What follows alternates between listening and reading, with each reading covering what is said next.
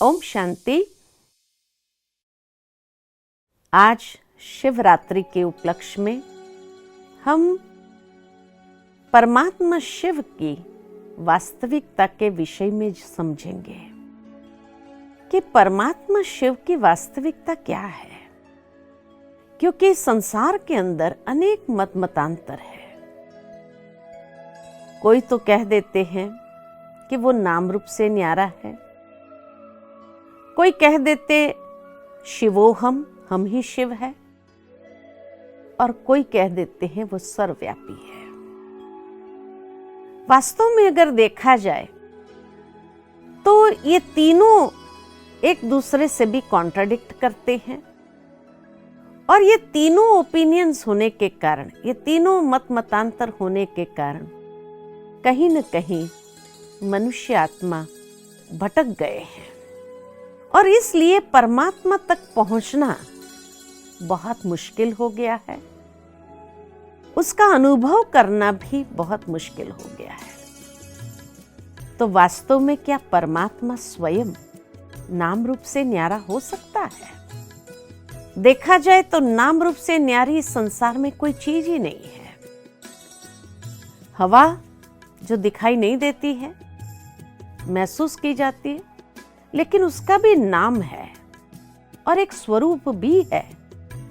क्योंकि अगर एक चित्रकार को चित्र निकालना है तो वो बहुत सुंदर से तूफानी हवा या चक्रवात का चित्र निकाल करके दिखा सकता है कि चित्र को देखकर कोई भी इंसान कहेगा कि बड़ी तेज हवा चलती हुई दिखाई है, या शांत प्रकृति दिखानी है कि जैसे हवा चल ही नहीं रही है, इतनी शांत प्रकृति है, वो भी दिखा देते हैं। तो जो हवा का नाम रूप नहीं है उसका भी एक स्वरूप दे देते हैं, उसका भी एक नाम दे देते हैं।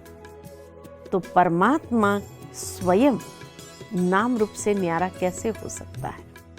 हाँ, ये जरूर कह सकते हैं कि उसकी आकृति मनुष्य सदृश नहीं है। गीता में भगवान ने स्वयं कहा कि हे अर्जुन, मैं इन चरम चक्षु से देखा नहीं जा सकता, मैं मनुष्य सदृश नहीं हूं, लेकिन उसका अपना स्वरूप तो होगा।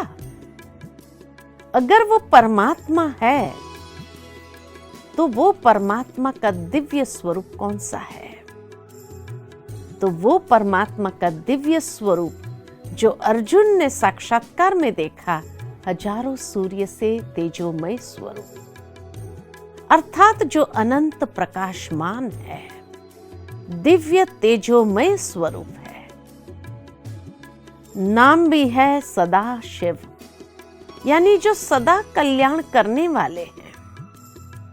तो नाम सदा शिव और स्वरूप अनंत प्रकाशमान दिव्य तेजोमय स्वरूप। अब ऐसे परमात्मा शिव जो अनंत प्रकाशमान है, तो मनुष्य आत्मा ये कैसे कह सकते हैं कि शिवोहम, हम ही परमात्मा है? हम उस परमात्मा की संतान अवश्य है, लेकिन हम परमात्मा तो नहीं हो सकते ना। जिस तरह एक पिता और एक पुत्र, पुत्र पिता का अंश जरूर कहा जाएगा, लेकिन उसका मतलब ये तो नहीं कि पुत्र ही पिता बन जाए। वो दूसरे का पिता जरूर हो सकता है, लेकिन स्वयं का पिता तो नहीं बन सकता है। ठीक इसी तरह परमात्मा अगर हम सर्व का परम पिता है, परमात्मा है, तो हम उस पिता की संतान जरूर है। इसीलिए मनुष्य ने गाया त्वमेव माताश्च पिता त्वमेव, या ये कहते तुम मात पिता हम बालक थे। तो ये दोनों भाव, या तो तुम मात पिता हम बालक तेरे सही है, या शिवो हम कहना सही है। तो मनुष्य को यह समझना जरूरी है कि जब हम गाते हैं त्वमेव माताश्च पिता, या तुम मात पिता, माना वो हमारे मात पिता है और हम उस मात पिता से भिन्न उसकी संतान है। तो शिवोहम कहना ये एक अज्ञानता है। मनुष्य जीवन में जब ऐसी अज्ञानता छा जाती है तब वो ये गलती कर बैठता है कि स्वयं को ही परमात्मा समझने लगता है। वास्तव में परमात्मा परम शक्ति सर्वशक्तिमान है और हम मनुष्य आत्माएं उसकी संतान है। हाँ, रूप एक जैसा जरूर है। जिस तरह मनुष्य का पिता मनुष्य है, पशु का पिता पशु है, पक्षी का पिता पक्षी है, तो आत्मा का पिता भी परमात्मा। अगर परमात्मा अनंत प्रकाशमान है, दिव्य ज्योति स्वरूप है, तो आत्मा का स्वरूप भी प्रकाश पुंज है, ज्योति पुंज है। इसीलिए तो जब आत्मा एक शरीर से निकलती है तो कहेंगे कि the light of the life has gone. जो इस जीवन का प्रकाश था वो चला गया। तो आत्मा का स्वरूप भी प्रकाशमान है, लेकिन परमात्मा परम प्रकाश है, अर्थात वो अपने गुणों में शक्तियों में सर्वश्रेष्ठ है।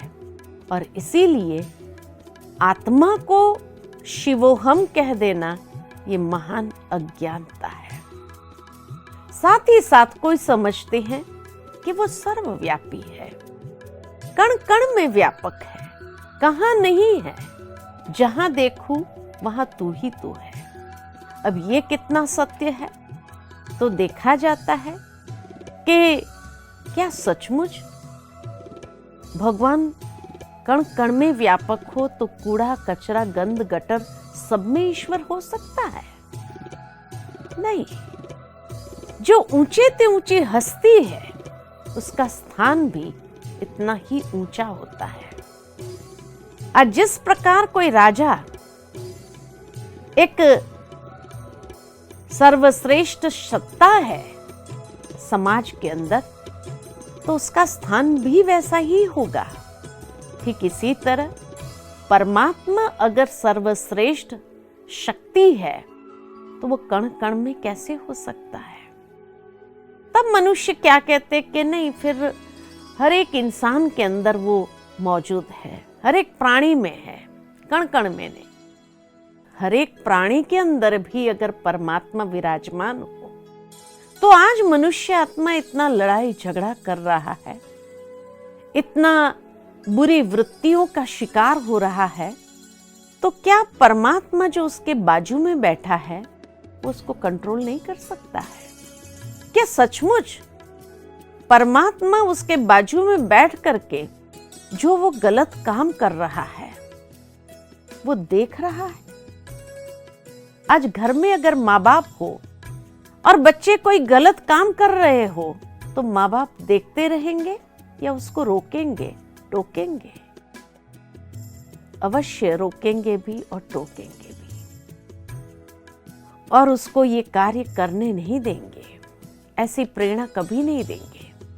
ठीक इसी तरह परमात्मा अगर हमारे माता पिता है और अगर वो सर्वव्यापी हमारे बाजू में बैठा है और मनुष्य इतने बुरे काम किए जा रहा है एक के बाद एक, और परमात्मा उसको रोके ही नहीं, तो क्या वो इतना असमर्थ है, शक्तिहीन है, जो कुछ कह नहीं सकता या आत्मा को रोक नहीं सकता है?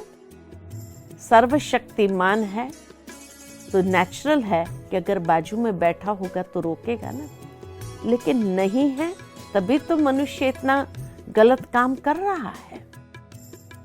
जिस तरह बच्चा अगर बाहर निकल जाए और माता पिता को मालूम ही नहीं कि वो क्या कर रहा है, ड्रग्स ले रहा है, बुरी संगत में है, बुरे काम कर रहा है, माँ बाप को पता ही नहीं चलता है, और जब पता चलता है तो कितना शॉकिंग होता है। ठीक इसी तरह परमात्मा हमारे बाजू में बैठा हो और हमको रोके नहीं, ऐसा तो हो नहीं सकता है। लेकिन आज मनुष्य जरूर है माया की संगत में आ गया है, बुराई के प्रभाव में आ गया है। तमो प्रधानता या तामसिकता के प्रभाव में आने के कारण ही वो बुरे कर्म करने लगा है। इसीलिए परमात्मा उसको कैसे रोकेंगे। साथ ही साथ परमात्मा ने मनुष्य आत्मा को सर्वश्रेष्ठ बुद्धि दी है, सही क्या है गलत क्या है उसको समझने की, और इसीलिए उसको स्वतंत्रता भी दी है और कर्म का सिद्धांत भी समझाया है। जो करेगा सो पाएगा, जैसा करेगा वैसा पाएगा, जितना करेगा उतना पाएगा। तो कर्म सिद्धांत समझाया है, बुद्धि दी है जो परख सकती है सही क्या है गलत क्या है, और उसके बाद भी अगर वो कर्म करता है तो उसके लिए वो स्वयं ही रिस्पॉन्सिबल हो जाता है। परमात्मा उसके लिए रिस्पॉन्सिबल नहीं है।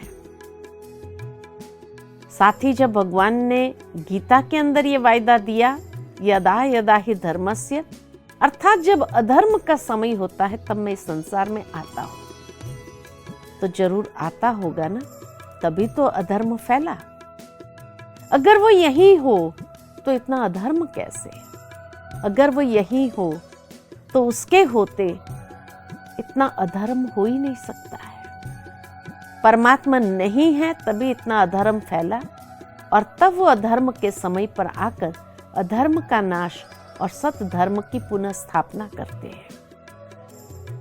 साथ ही साथ जब भी कोई मनुष्य किसी को कोई बात पूछते हैं और उसको मालूम नहीं होती है तो क्या कहते हैं, ऊपर वाला जाने, छोड़ो ना, ऊपर वाला जाने। गलती से भी कभी ये नहीं कहा नीचे वाला जाने, ये नीचे जो सब में विराजमान है वो जाने, ऊपर वाला जाने। तो ऊपर कहाँ रहते हैं? श्रीमद् भगवत गीता में भगवान ने बहुत सुंदर तरीके से अपना परिचय देते हुए कहा कि मेरा धाम परम धाम है, जहां सूर्य चंद्र तारों की रोशनी पहुंच नहीं सकती है, लेकिन जो स्वयं प्रकाशित है, तो वो परम धाम के निवासी है। और जब घोर अधर्म का समय होता है तब परमात्मा इस संसार में अवतरित होते हैं। साथ ही साथ जब ये भावना अगर समाज के अंदर आई है तो उसके पीछे भी कोई भाव जरूर होगा।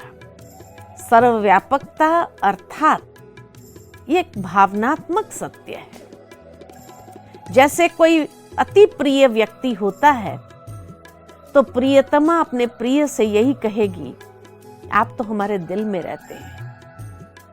ये एक भाव है, अर्थात कि सचमुच में कोई वो व्यक्ति उसके दिल में नहीं बैठा है, लेकिन उसकी भावना में कि हर समय मेरे साथ है, एक फीलिंग है, फैक्ट नहीं है। तो इसीलिए ये बात बहुत स्पष्ट हम अच्छी तरह से समझे कि ईश्वर सर्वव्यापी कहना ये एक भावना है। अगर इस भाव को लेकर चलेंगे तो हमेशा बुरे कर्म से बचे रहेंगे और परमात्मा के साथ का निरंतर अनुभव करेंगे। तो आज इस शिवरात्रि के उपलक्ष्य में इन तीनों बातों को हमने समझा कि न वो नाम रूप से न्यारा है, न ही आत्मा सो परमात्मा कहना सही है। हम उस परमात्मा की संतान हैं और फिजिकली वो सर्वव्यापी नहीं है, लेकिन भावनात्मक रूप से देखा जाए तो हर समय उसके साथ का अनुभव कर सकते हैं। अच्छा, ओम शांति।